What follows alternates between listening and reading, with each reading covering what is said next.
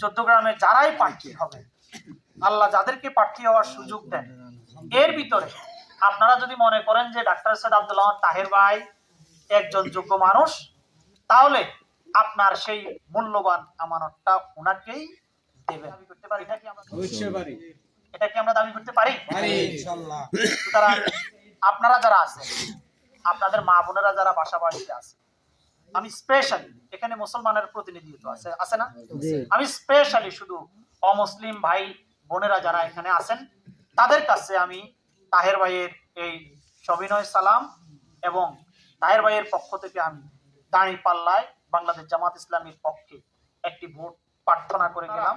আপনাদের আঙ্গিকে বসে সেটা যদি বিবেচনা করেন, আপনাদের কাছেও আমরা কৃতজ্ঞ থাকি।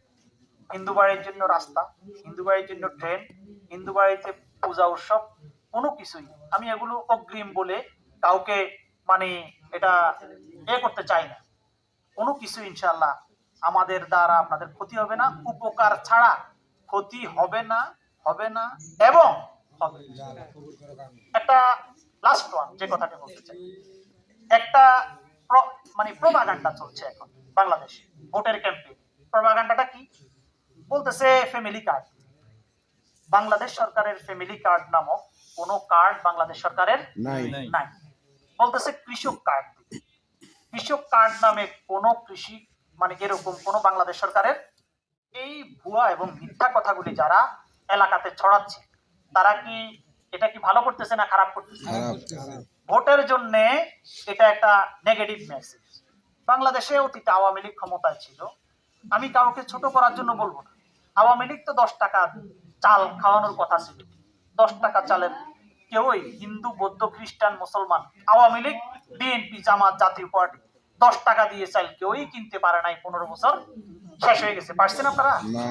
পারেন নাই। আমাদের আত্মীয় স্বজনদের ভিতরে তো আওয়ামী লীগে বলতেছি, তাদেরকেও জিজ্ঞাসা করছি খাইছেনি কোনো 10 টাকা? তারা কিছু ফ্রি চুরি টুরি করে খাইছে, আসলে কোনো 10 টাকা দিয়ে চাল কিনতে দিবে বলেছে। ঘরে ঘরে কি আসলে চাকরি দিতে পারছে?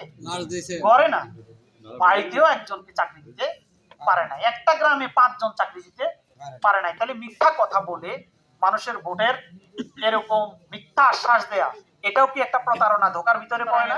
মিথ্যা এবং ধোকাবাজি থেকে আপনারা বিরত থাকবেন, অন্যদেরকে বিরত রাখবেন, সমস্ত ভাই বোনদেরকে সচেতন করবেন, বিশেষ করে তরুণ সমাজকে সচেতন করবেন। এবারে তরুণ ভোটারদের মূল্যায়ন আমাদের কাছে অনেক দিন বেশি। এই আওয়ামী লীগ তাদেরকে ভোট দিতে বঞ্চিত রেখেছে। সুতরাং তাদেরকে যথাযথ মূল্যায়ন আমরাও করব, আপনারাও করবেন। আমরা সকলে মিলে এই বাংলাদেশটাকে সুন্দরভাবে করতে পারি। আপনারা এখানে আমাকে দাওয়াত দিয়েছেন, আমাকে ফুল দিয়ে বরণ করেছেন, আমি ব্যক্তিগতভাবে আপনাদের কাছে কৃতজ্ঞতা প্রকাশ করছি। মা বোনদেরকেও আমার শুভেচ্ছা দিবেন। আসসালামু আলাইকুম ওয়া রাহমাতুল্লাহ।